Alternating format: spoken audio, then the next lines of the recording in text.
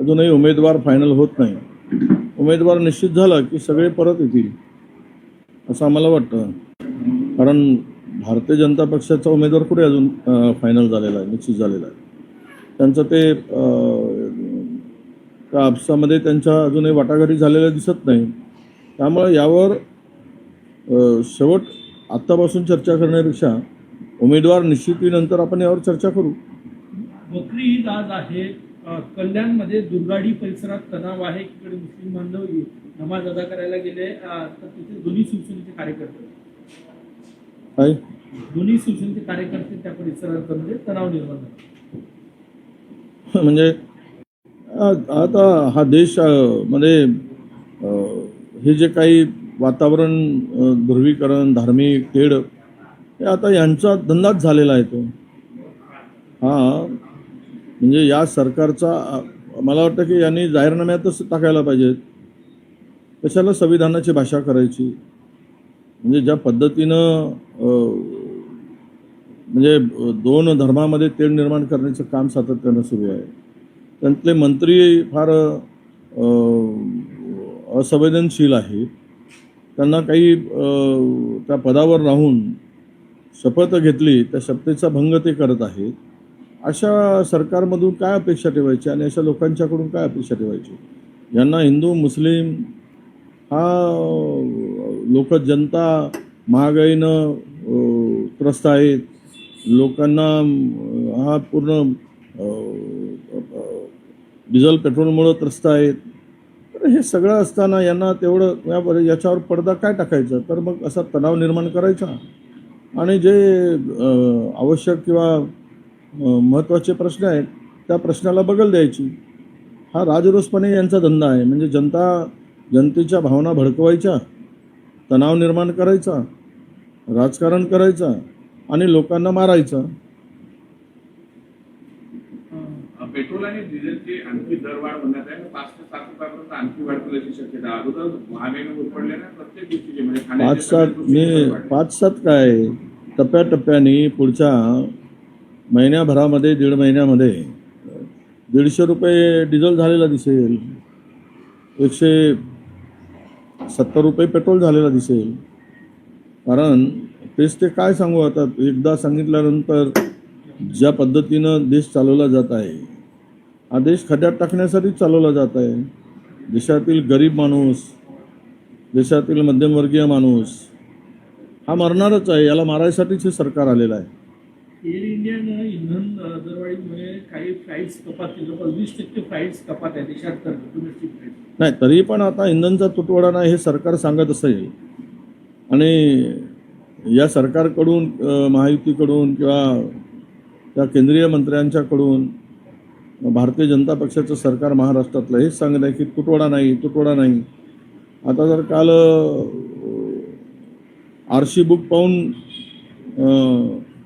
Diesel दिला पाहिजे ट्रॅक्टरचा. तर ट्रॅक्टर म्हणजे शेतकरी ट्रॅक्टर वापरतो कशासाठी. आता त्याला जर RC बुक पाहून जर द्यायला लागले याचा अर्थ तुटवडा आहे हे मान्य करा. डिझेल पेट्रोलची आता फार मोठी किल्लत आहे आणि भविष्यातही होणार आहे. आता एअर इंडियाचे विमान 20% झाले आहेत. उद्या इथून अनेक विमानं नागपूरवरून रद्द होणार आहेत. म्हणजे सगळीकडून कोणी करायची आणि पुढचे दिवस लॉकडाऊनच्या परिस्थितीसारखे दिवस आता लवकरच येणार आहेत. त्यामुळे आम्ही जनतेला आवाहन करतो आहे की आता तुम्ही असलेले पैसे जे काय ते सुरक्षित ठेवा. कुठे फार काही गुंतवणूक करू नका आहे सरकारच्या भरोशावर विश्वास ठेवून. ती गुंतवणूक केली की ते पण परत येणार नाही. कारण बँकाही रिकाम्या केल्या आहेत. रिझर्व्ह बँक रिकामी केली आहे. रिझर्व्ह बँकेचा सगळा पैसा स्वतःच्या सरकारच्या मालकीचा असल्यासारखं ते काढून घेण्याचं काम सुरू आहे. त्यामुळं भविष्यात बँकाही पूर्णतः उद्ध्वस्त होती. त्यामुळे बँकेत असलेला पैसासुद्धा शिल्लक राहणं आहे तो परत मिळणार की नाही ही परिस्थिती उद्भवणार आहे. त्यामुळं सगळ्याच बाजूनं देश संकटात आहे, अडचणीत आहे आणि फक्त इव्हेंटवर त्यांनी आता पुन्हा भर दिला आहे. तुम्ही सांगितल्याप्रमाणे ते पुन्हा हे धार्मिक तेढ पसरवतील आणि लोक मरत आहेत त्याकडे यांचं लक्ष राहणार नाही. लोकांचा जीव जातोय त्याच्याकडे लक्ष राहणार नाही आणि सगळे मूलभूत प्रश्नावर पडदा घालतील. एफआईआर को लेके सुप्रीम कोर्ट का निर्णय आया, उसके बाद बीजेपी ने विपक्ष का हमला किया है कि सभी जो चुनाव आयोग की जो पारदर्शी जो रणनीति कार्य है उसके ऊपर संवेद न करें। अरे सुप्रीम कोर्ट का निर्णय को छोड़ दीजिए, क्या निर्णय सुप्रीम कोर्ट के देते हैं हम उसके बारे में टिप्पणी नहीं करेंगे, पर निवडणूक इलेक्शन कमीशन ये भाजपा का दलाल है, इसमें कोई छुपा हुआ नहीं है। हम आज भी कहते हैं, कल भी कहेंगे, परसों भी कहेंगे, जो कार्रवाई करना है उनको करे। एसआईआर के नाम पे जो धिंगाना चल रहा है, जो अपोजिशन के वोट काटने का काम चल रहा है, जो बंगाल में हुआ, जो आसाम में हुआ, जो बिहार में हुआ, बहुत सारे राज्यों में इन्होंने सत्ता इनकी आती ही नहीं थी, वहाँ पे एसआईआर के नाम पे वोट कटवा कर अपोजिशन के, ये एकमात्र धंधे के लिए एसआईआर है। और वो जो कर रहा है वो सब इलेक्शन कमीशन के माध्यम से हो रहा है। जरांगे पाटील यांची आज पत्रकार परिषद आहे. 30 तारखेपासून आंदोलनाचा इशारा पुन्हा एकदा दिलेला आहे. ओबीसी नेते म्हणून तुम्ही कसं नाही, असं जरांगे पाटील आंदोलन करतायत वारंवार, सरकार तरी कुठं पाहत आहे? काय झालंय आतापर्यंतच्या आंदोलनातून? यांनी वाटाण्याच्या अक्षताच लावल्या ना. हो म्हणायचं, द्यायचं नाही, जे आर काढायचे, अंमलबजावणी करायची नाही. त्यामुळे त्यांनी त्यांचा जो विषय आहे तो घेऊन ते लढत आहेत. आमचा विषय घेऊन आम्ही लढू. फक्त एवढंच आहे की जरांगे पाटलांना आमचं म्हणणं आहे की आम्ही ओबीसीचं मागतो त्यावेळेस तुम्ही काही बोलू नका, तुम्ही मराठ्याचं मागताय त्यावेळेस आम्ही बोलणार नाही. पण सरकारकडे आहे कुठे द्यायला? केवळ झोडी रिकामी झाली आणि त्यांची तिजोरी रिकामी झाली आहे. लूट करून खाल्लाय सगळं. आता राहिलं काय शिल्लक तर द्यायला? कोणालाच द्यायला नाही आहे आणि ते देऊ शकत नाहीत.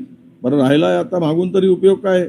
आम्ही ओबीसी म्हणून मागतो आणि ओबीसीचं तर रिझर्वेशनमध्ये ओपनमध्ये ओबीसीला संधीच ठेवली नाही, तो जी आरच काढला आहे. म्हणजे आता 85-90% लोकांना 50% आरक्षण, उरलेल्या 15% लोकांना 50% आरक्षण, अशी परिस्थिती तर आणून ठेवली आहे. त्यामुळे त्यांना काय भेटणार आहे ना आम्हाला काय भेटणार आहे? त्यांच्या हातात आमच्या हातात घंटा देतील, त्यांच्या हातात घंटा देतील. कर्नाटक में जिस तरीके से मुख्यमंत्री का इस्तीफा और डीके शिव कुमार के मुख्यमंत्री बनने की चर्चाएं चल रही है, कांग्रेस पार्टी जो है हाईकमान कैसे संतुलन बनाए रखेगा दोनों दलों में? नहीं, निश्चित रूप से हाईकमान का पूरा ध्यान उसके ऊपर है और अगर ऐसी स्थिति बनती है तो सिद्धारमैया साहब का सम्मान करके उनको अच्छी सम्मान उनका किया जाएगा, उनको अच्छी जगह में दिया जाएगा, ऐसी भी चर्चा है. अब देखिए ये हाईकमान का मामला है. अब जो निर्णय हमारे राष्ट्रीय अध्यक्ष जो है खड़गे साहब है, हमारे नेता राहुल जी है, प्रियंका जी है, ये जो निर्णय लेंगे वो उचित निर्णय लेंगे, सोच समझ कर लेंगे. ऐसा पूरा वहाँ परिस्थिति है. और रहा सवाल ये कि वहाँ पे नेतृत्व बदल कहाँ, तो ये सब चर्चाएं चल रही है. इसका कोई अंतिम तो अभी निर्णय हुआ नहीं है.